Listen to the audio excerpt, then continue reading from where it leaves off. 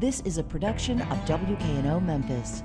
Production funding for Behind the Headlines is made possible in part by the WKNO Production Fund, the WKNO Endowment Fund, and by viewers like you. Thank you.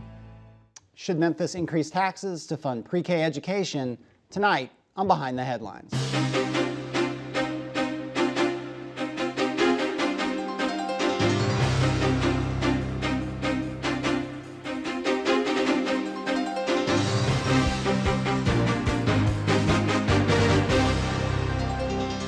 I'm Eric Barnes, publisher of the Memphis Daily News. Thanks for joining us. We are joined tonight by a number of people involved with the debate over the sales tax referendum coming up in November. First is Shay Flynn, Memphis City Council. Thank you for being here. The Reverend Dr. Kenneth Whalen from New Olivet Baptist Church. Thank you for being here. Thank you. Hank Herod, doctor with the Urban Child Institute. Thanks for being here. And Bill Dries, senior reporter with the Memphis Daily News. I want to start, and when we talked about this, there's a political aspect anytime there's a vote, anytime there's taxes involved, but I wanted to start with you, Dr. Herod, to talk about, as apolitically as you can, why you're an advocate for pre-K education. Forget expense, I guess, to some extent, forget the politics of it. What are the benefits as you see it? Well, we know from the biology of the developing child that the first years are when the brain is developing, first of all, most rapidly. It's a period of time when the neural circuits upon which subsequent brain growth is dependent are being connected and being formed. And it's a period of time when the brain is most plastic in the sense that it's more adaptable to different things. So these early years are really critical. So that's the biology of what's happening in the brain. On the other side, we've got really strong data that shows the impact of early intervention in the form of educational experiences for young children. And there are a host of studies that have clearly demonstrated that at-risk children or children from more affluent families, if they are exposed to a high-quality educational experience early on in life, they're much more likely to enter school ready.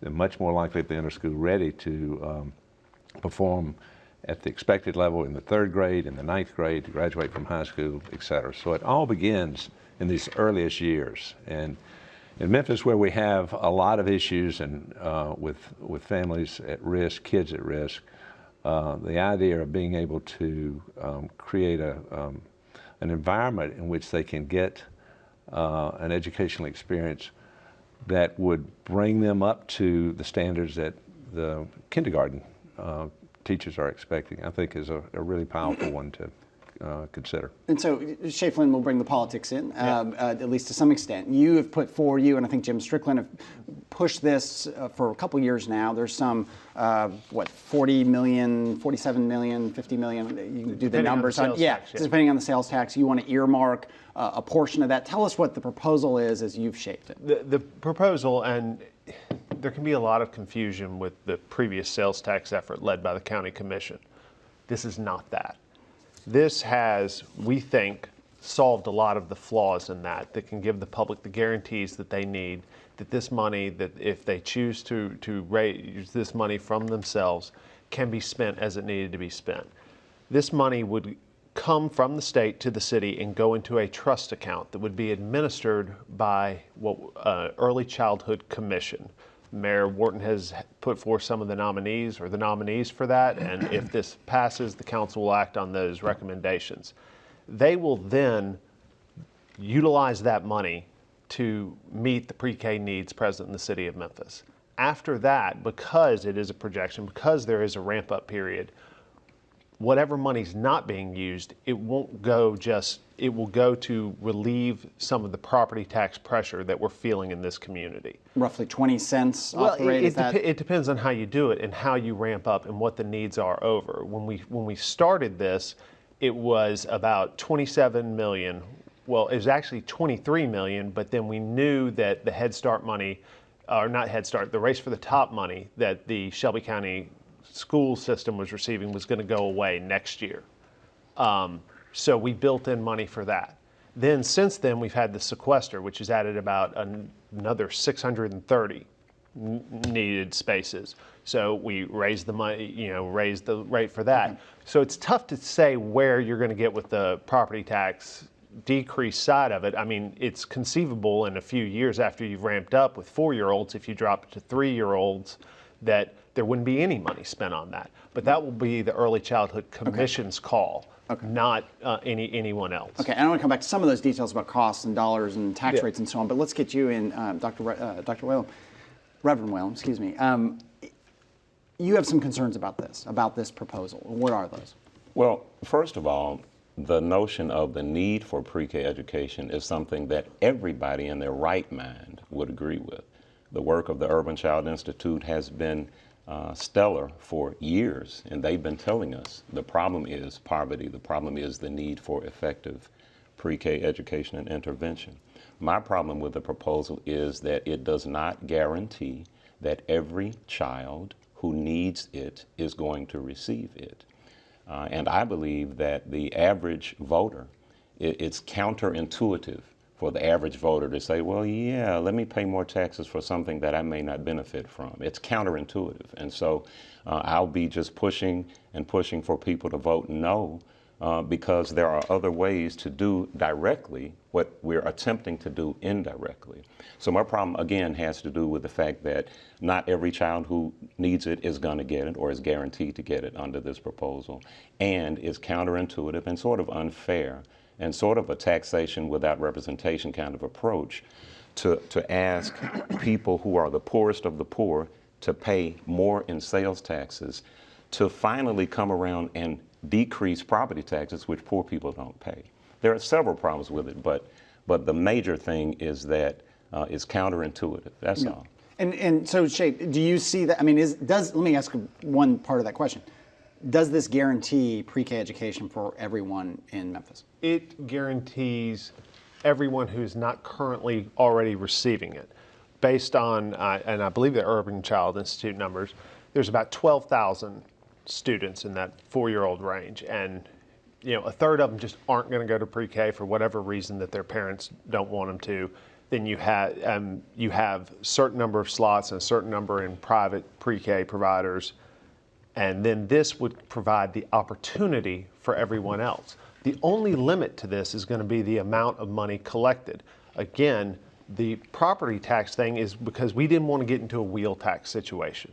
When we would talk to people about this in the ramp up, the wheel tax, you say you're going to spend it on that. How do we know you're not going to just turn around and spend it on something else? We might be for pre-K, but we don't want you jokers in government to waste it. So we wrote it into the body of the question. Those are the only two things this money can go for. If down the line that someone tried to do it, a citizen such as Reverend Whalum could sue and win. I mean, we specifically wrote the charter question to that. And a couple other points that he said is, yes, there would be an increase in the sales tax. It's a de minimis one. It's the one that most every city, at least over half of cities or counties in the state of Tennessee, are already at that level. It would take it from what, 9.25 to 9.75, Right. which is the maximum under state And locally, law. the suburbs did that as part of the tax, as part of the school funding issue a year ago. And I also have to, something that Reverend Whalum said there, that, and this is one of the myths in our community, that the poor don't pay property tax. That is completely incorrect. After analysis, a lot of the poor rent. Renters take the pass-through tax rate from a commercial property, which is at 40%. If you own your own home, you're assessed at 25%. So actually the poor pay more in property taxes. Property taxes impact them more. Okay. Reverend Whalum, are you concerned that there's that the money that, as Shay Flynn described, is going to go in this lockbox? Are you confident that box exists, that it is locked? Well, it depends on where the $57 million is that the Supreme Court of Tennessee ordered the city to pay. And again, guys, we're talking about a referendum where the average ordinary person is going to go into the booth and vote. The average person is not going to be able to make the distinctions that Shay has just referred to, which are nebulous at best. The average voter in Memphis is going to say, well, wait a minute. didn't the court order you to pay $57 million for my children? Well, and you didn't pay it, so the average voter is going to say, well, you already have $57 million.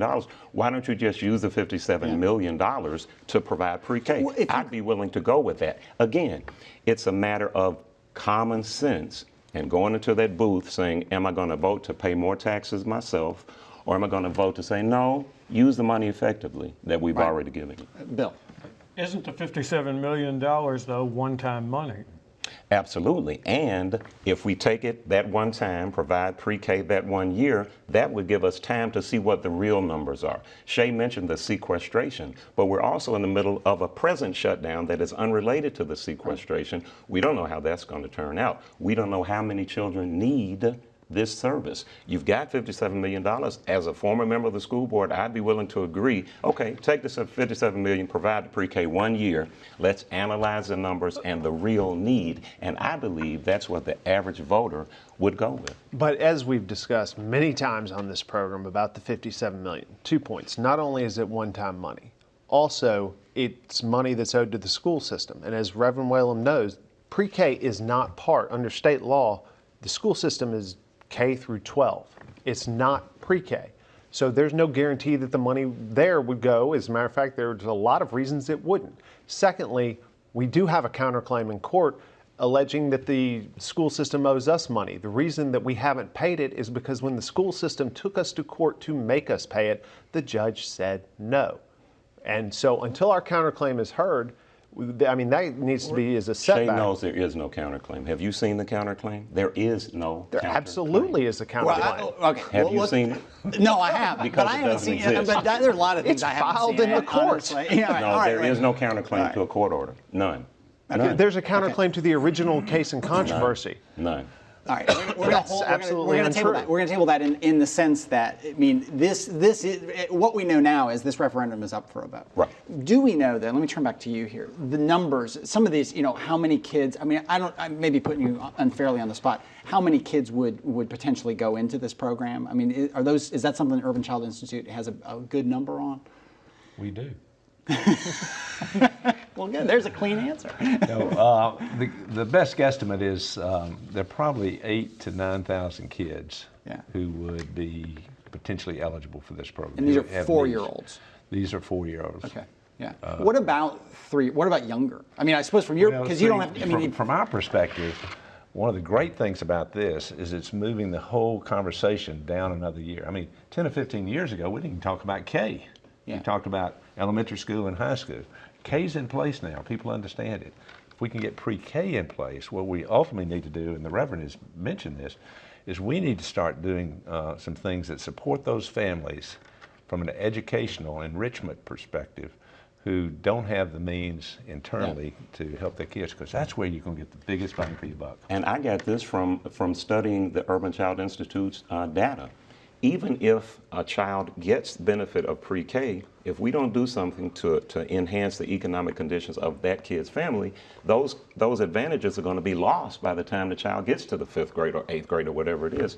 We've got to take a year, I think, to analyze what really is before we waste money, which is what it would be if the kids are going to lose the benefit. And again, so it's counterintuitive to spend money for uncertainty. It is intuitive to say no to increasing my own share of something I may not benefit. Just research-wise, I heard you saying before, I thought, Dr. Hurd, that if you get a kid into pre-K, statistically, they're going to be better off down the road. There's no question. But I guess there are, as Reverend Whalum said, they can be derailed by other factors. It's not sure. a guarantee. Nothing's 100% in this Yeah. deal. I mean, the parents in the worst circumstances have kids that turn out to be all-stars.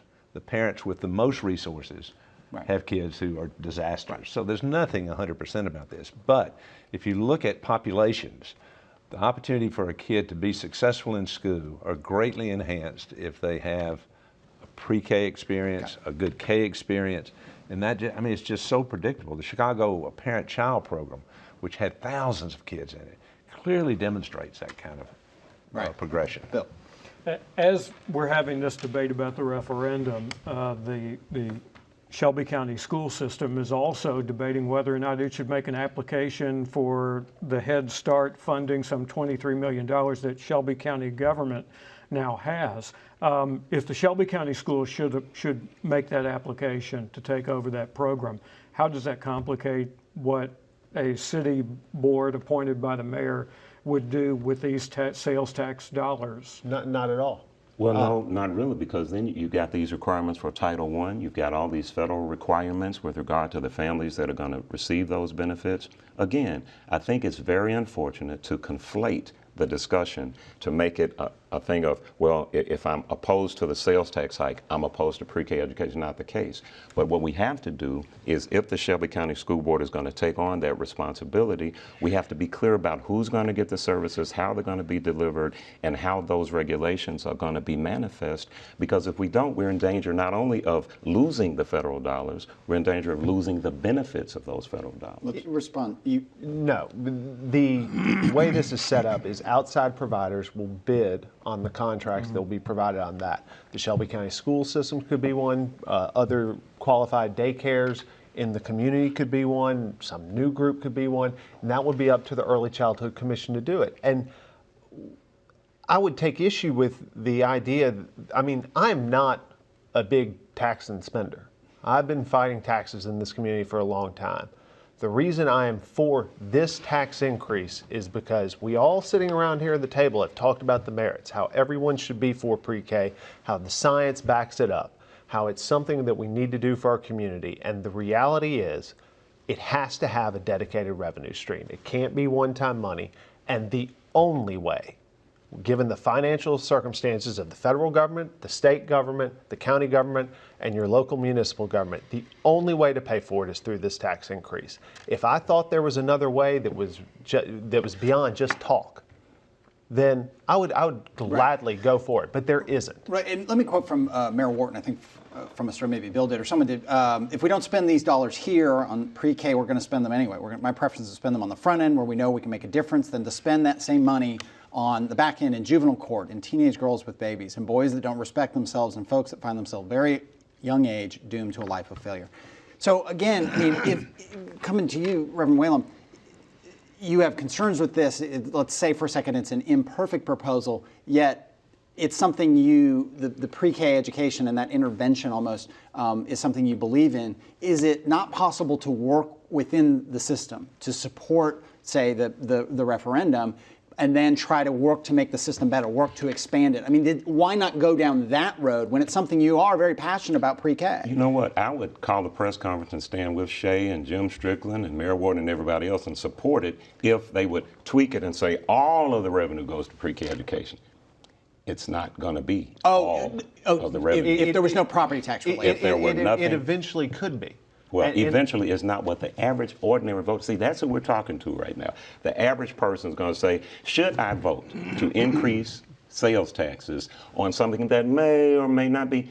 That's not wise politics. What we have to do is to pay attention to K through 12. That's what we're statutorily obligated to provide, K through 12 education.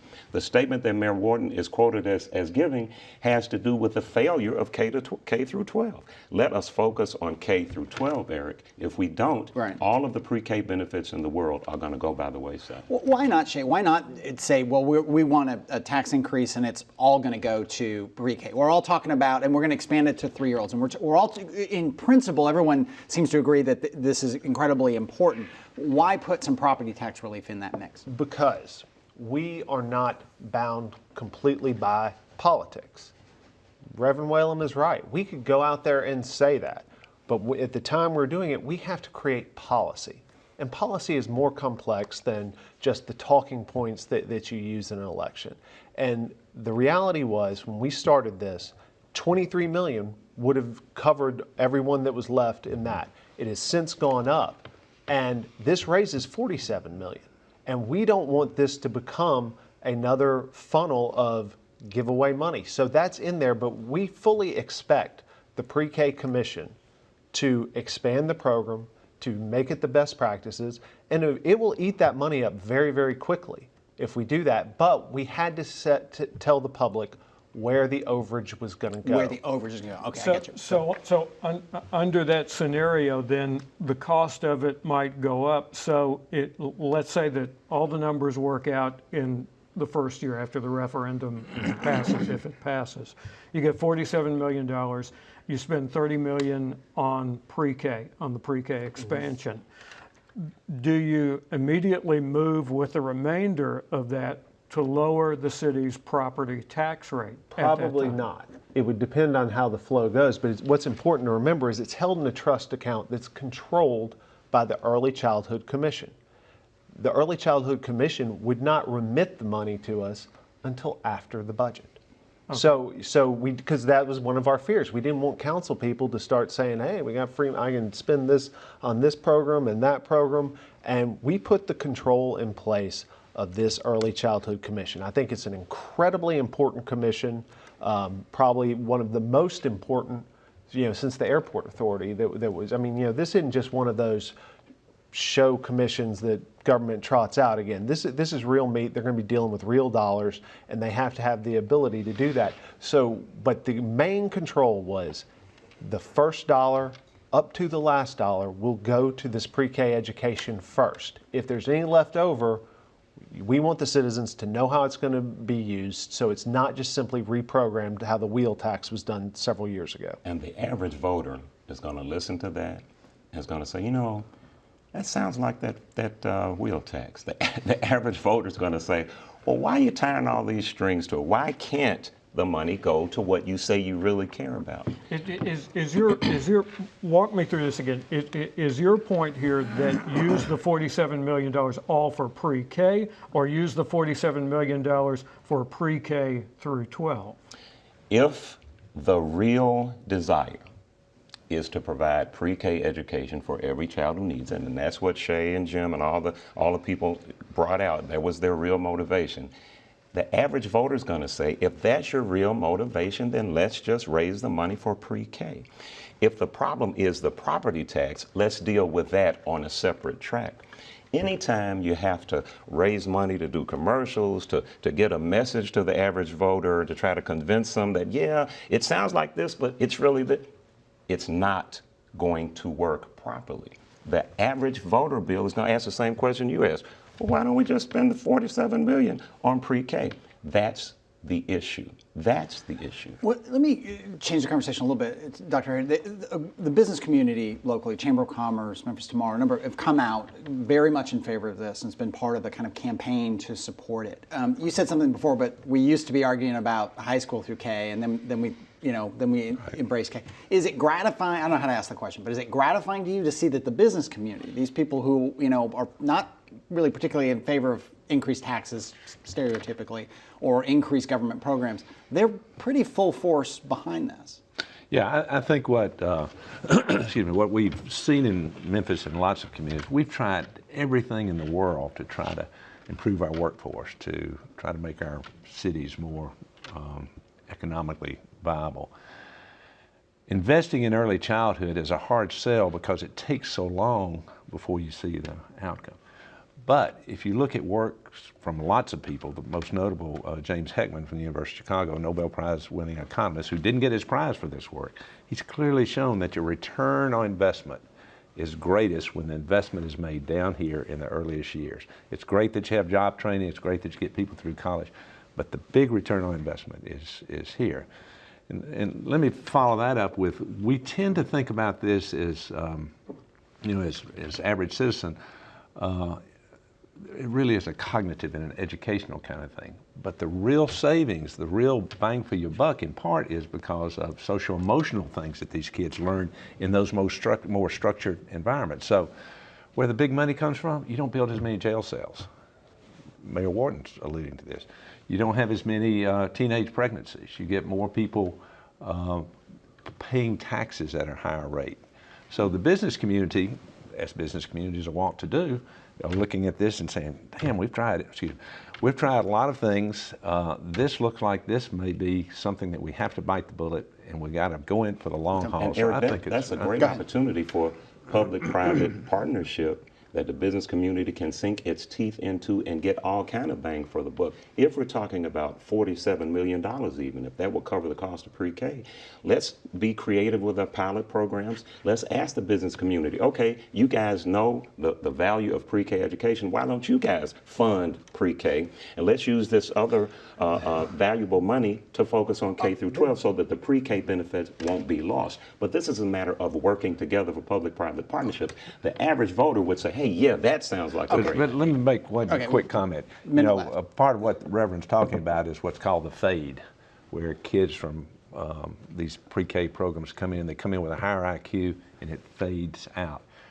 One of the biggest reasons that we're just now recognizing that happens is that teachers are having to spend a disproportionate amount of time with the kids who did not have that early educational experience to bring them up, so they don't have as much time to Let spend me with just the say that other kids. if there was another way, I would be for it. The business community, you couldn't count on that. You need a dedicated revenue stream to fund this program. The only way we're going to find that is by this minimal sales tax increase. That's it. It brings us up to the average. We just have a little bit of time left. Pure, just clarification question. Who would administer these programs? Who would administer? Who would be the let's say Early if Childhood Commission would hire and set up it a would new be bureaucracy, outsourced. or would it No, outsource to other? It would outsource. They would come. It would be a public-private partnership, depending on who bid on those to provide these services. Just like a bidding process like we do there, but it'd be administered by this Early Childhood Commission. Again, this is an important commission. It's an important part of getting my support of separating the politics from the policy on All this. right. You're going to get the last word in. Thank you very much. Thank you, Dr. Herod, Shay Flynn, Reverend Whalen. Appreciate it. Thank you. Thank you. Thank you for joining us. Join us again next week. Good night.